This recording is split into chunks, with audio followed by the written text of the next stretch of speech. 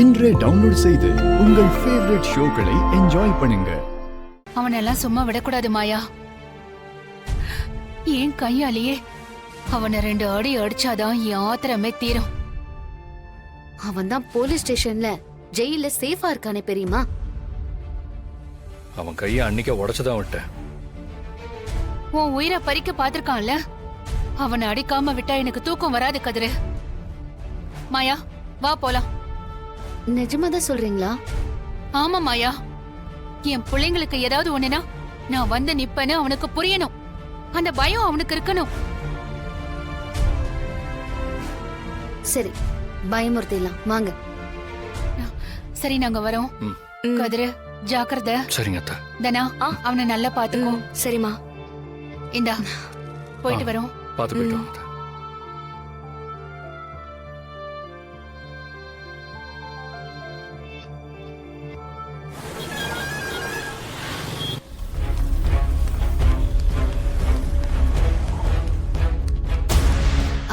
பெரியம்மா கண்டிப்பா போய் தான் ஆகணுமா?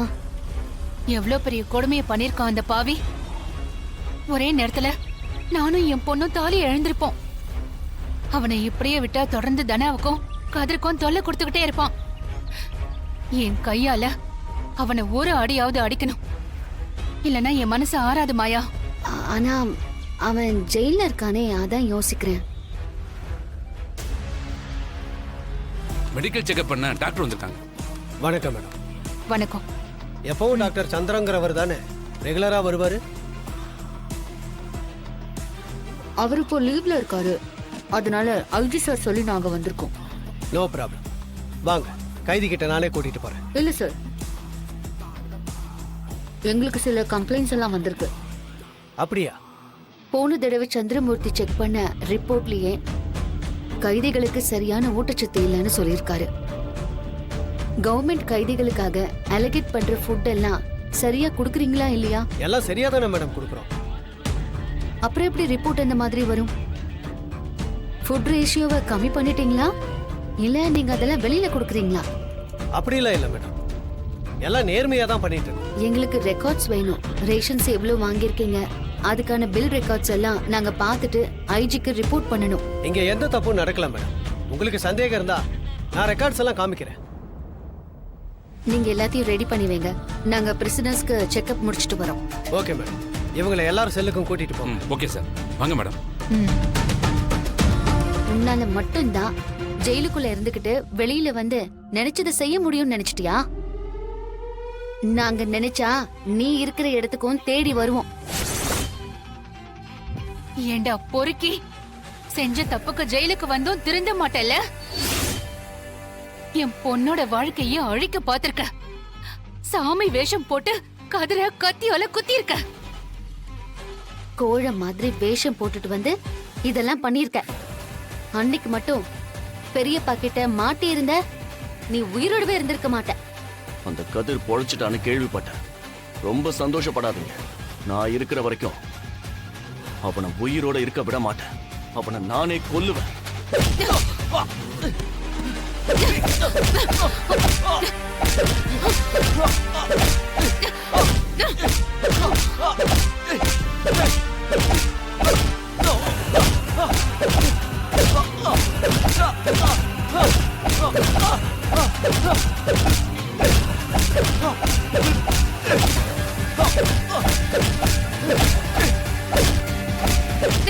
பொறுக்கி. பெரியம்மா, பெரியம்மா போதும் பெரியம்மா. பெரியம்மா விடுங்க பெரியம்மா. வேண்டாம் பெரியம்மா, இதுக்கு மேல அடிச்சா செத்துற போறான். டேய், திரும்பவும் என் பொண்ணு பக்கமோ கதிர் பக்கமோ வந்த ஏன் கையாலேயே உன்னை அடிச்சே கொன்னுடுவேன். ஏற்கனவே என் கையால அடி வாங்கி செத்து பொழைச்சிருக்க, அத நீ மறந்துடாத. என்னையும் அடிச்சிட்டீங்கல்ல, உங்களை நான் சும்மா விட மாட்டேன். என்னடா பண்ணுவ? என்னடா பண்ணுவ? வெளிய போடுவ? வேண்டாம் விடுங்க. இங்க பாரு, அதுல அவ 1,00,000 ஜெயிச்சிருக்கா. என்ன இந்த பொண்ணு இப்படி பண்ணிருக்கா? அவ ஹஸ்பண்டுக்கு அவசரமா பணம் தேவைன்னு அக்ரிமெண்ட் சைன் பண்ணி 4 lakhs வாங்கியிருக்கா மேடம். என்கிட்ட கூட சொல்லாம வேற இடத்துல விளையாடி இருக்கா மேடம்.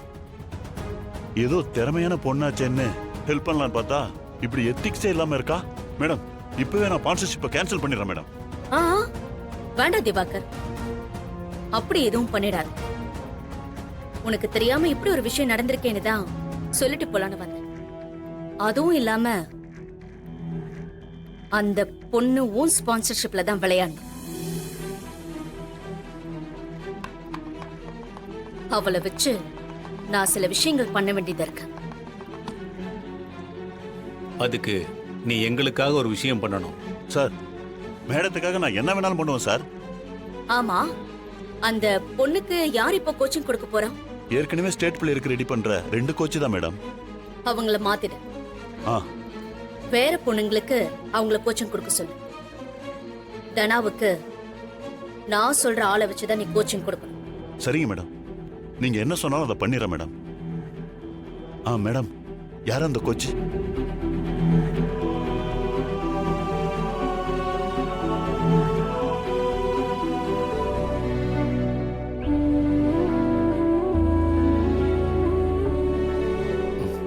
போதும் தானா? பேசாம சாப்பிடு. ம்.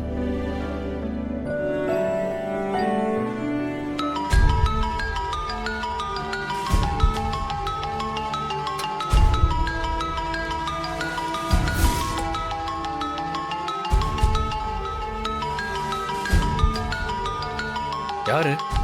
அந்த ஸ்பான்சர் ஆபீஸ்ல இருந்து கால் பண்றாங்க. நான் சொல்லியிருந்தேன்ல, பேட்மிண்டன் விளையாடுறதுக்கு ஒருத்தவங்க ஸ்பான்சர் பண்றதா சொல்லியிருக்காங்கன்னு. ஆமா, ஆனா அது மேட்ச் நடக்கும்போது தானே ஸ்பான்சர் பண்ணுவாங்கன்னு சொன்னேன். ம், ஆமா. இரு, நான் என்னன்னு கேக்குறேன். ம். ஹலோ தனலட்சுமி, நான் உங்ககிட்ட ஒரு முக்கியமான விஷயம் பேசணும். உடனே ஆபீஸ்க்கு வர முடியுமா? என்ன விஷயம் சார்? நீ நேர்ல வாமா, நான் சொல்றேன். சரிங்க சார். இந்த அக்ரிமெண்ட பாருங்க.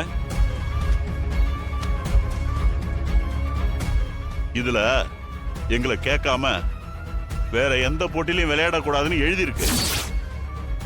நாங்க சொல்ற கோச்சு கிட்ட தான் நீங்க பிராக்டிஸ் எடுக்கணும். நாங்க கொடுக்கிற ஸ்பான்சர்ஷிப்போட பிராண்ட் ட்ரெஸ், ஷூ இதெல்லாம் போட்டுக்கிட்டு தான் நீங்க விளையாடணும்.